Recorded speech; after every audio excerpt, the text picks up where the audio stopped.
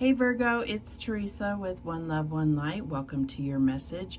We're going to be using the Whispers of Healing Oracle, the Oracles of Shadows and Light, the Archetype cards, the Twin Flame Journey Tarot, the Star Kiss Tarot deck, the Twin Flame Journey Oracle deck. So let's get started. Holy Spirit, what do we have for Virgo? Happy birthday, Virgo. What message do we have for Virgo? Holy Spirit, what do we have?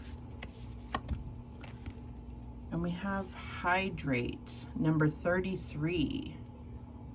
So obviously the most basic meaning is drink more water, but I think what it's talking about is really getting in touch with your emotions.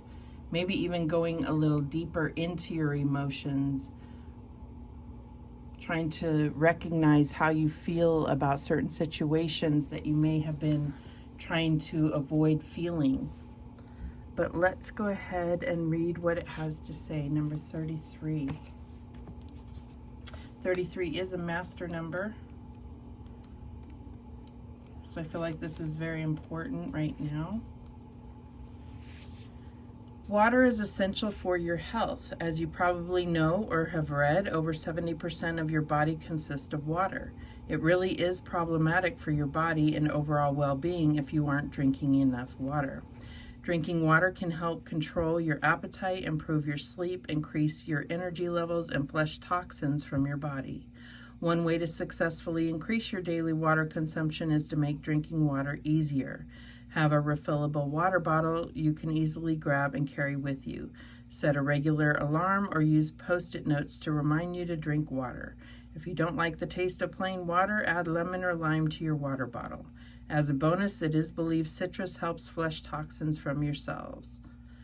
So it says, a maiden looks at a portal to the ocean almost as if she is testing the water. The ocean covers 70% of our planet. How synchronistic that your body is also 70% water. The fish and the mermaids rely on water to keep them alive. The same is true for you. Your body relies on you to replenish it with water. The trees, flowers, animals, and all of nature are dependent on water for survival. The tree in this image represents a guardian. It indicates that recovery from illness or another challenge is at hand. So you may be recovering from something. They didn't take it too deep in the book like I did as far as what this could represent. But it's like, you know, there is a tree and a gateway here. And it's like she's not underwater, but over here is underwater. And I just feel like it's more, it's like telling me that you need to tap into that. Maybe because of something you've gone through recently. It's almost like taking stock of how you feel about something after some events or some time has gone by. And not assume that your subconscious hasn't worked through certain things and changed the way that you feel about something. But let's see what else comes out. What else do we have for Virgo? And we have the Sea Beacon Fairy. Guidance, but where will it lead you?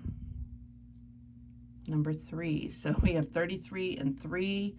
And she is being drawn to the ocean. This is being drawn to the water. So there's definitely something drawing you to your emotional body to bring attention to that somehow. But let's see what number 3 has to say. 3 is also the number of the Empress. So there could definitely be a situation where you're glowing up, where you are being drawn to where you're going to experience growth and abundance. But let's read what it has to say. All right, a perfect solution to a problem has been presented to you, but whether it is wise to take it is another thing altogether. You may have more resources and opportunities than you are aware of or than you are allowing yourself to believe in. Do not be too quick to follow the first opportunity that comes. Wait and check both your sources and your inner wisdom. There are many paths and many solutions, and not all advice will be right for you. So with all this water, I feel like there's definitely a need to consult your intuition. I feel like it's going to be much higher with that 33 and 3. So there may be someone that wants to collaborate with you, some type of teamwork, working on a project. This could just be, you know, a new love interest that could have the potential to be very deeply emotional. But let's see what else we have. What else do we have for Virgo? And we have, wow, we have the Messiah. And the light attribute is serving humanity with humility. The shadow attribute is exaggerated belief that you are the only means through which a cause can succeed. Let's get one more.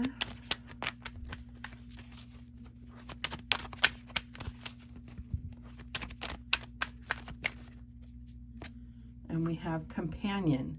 Light attribute is loyalty, tenacity, and unselfishness. And shadow attribute is betrayal by misusing confidences, loss of personal identity. So I feel like there's something where someone is drawing you in with their light, and maybe it even feels like they potentially could be the one to save you, is what I'm getting. But I feel like, and they may have a very, they may operate that way. They may have a lot to offer and be all about helping people. But it's like you have to trust your intuition to what you're guided to. Because these little lamps reminds me of that fish that has that kind of light dangling out in front of it to draw in fish. And then, you know, they don't know what they're getting into until it's too late, until they're too close to the little light, and then they get gobbled up. That's what I'm getting here. All right, let's see what else comes out. So I got 2 of these because I feel like there's 2 people in the situation. You know, either can be, you could be one or the other. And we'll see how that plays out in the reading. And we have the Death card, transition. So I feel like you could be going through the ending of something here. Obviously, there's big changes happening for you. The ending of a relationship, the ending of a job, or just going through your own personal transformation. What else do we have?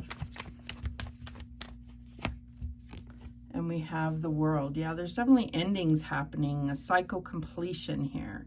But I feel like this is ending it, like kind of ending it on a high note, ending like successful completion, so that you can make room or take a new direction, start something new.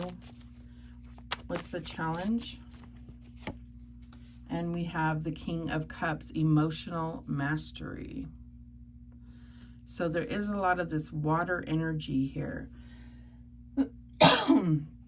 So there may definitely be a Scorpio, the World, we have Capricorn. So I just feel like there's something here. It doesn't have to be either of those, but there's something here about a very deep connection coming in. This may be kind of scary. This may be, you know, something that you haven't experienced for a long time, or something that you've been opposed to for a while. What is the advice from Spirit here? And we have the Seven of Swords, deception and strategy. So I feel like there is definitely something that is piquing your intuition or sounding the alarms, or red flags are kind of coming out at you, and it just appears to be just the right thing, but there's more going on beneath the surface. And I feel like you need to understand that you don't have to find out what that is. If something doesn't feel right, it feels off, you obviously can talk it out with that person, but you don't have to have proof. If it doesn't feel right, then it isn't right. What else do we have? What's the outcome here? And we have the Queen of Pentacles, nurturing. So I feel like this is about really being focused on serving yourself. Don't focus on serving others at this time, in this situation. Be more focused on serving yourself, because I feel like there's high potential that something else is trying to draw you in. The bottom of the deck is the Queen of Wands, confident and magnetic. Now, with that magnetic being highlighted there, it's also a need to look at yourself and how you may have drawn in some type of situation like this, because obviously, you know, you're drawing in something because that's the vibration that you're on. So there may need to be a little deeper dive of looking at how your vibration is calling in that type of energy. All right. Let's clarify. Show me that Death card. What's this Death card about? And we have the Strength card. Unquestioned confidence. So you're definitely going through a transition, and you see this is like a runner and at the edge of the water here. So there's a lot of water energy here, and I feel like this is just letting you know that you have the strength to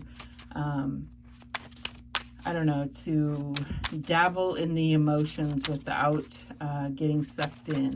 It's like you need to know that you're strong enough, that you are, that you have the strength to experience strong emotions or deep emotions. You don't have to keep it at surface level. What is this World card about? And we have the High Priestess. So yes, decisive intuition. Definitely was getting that about really trusting your intuition to make decisions.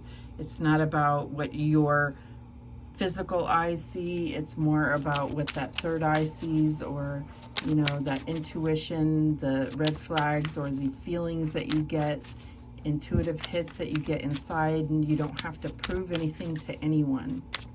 All right, what's this King of Cups about?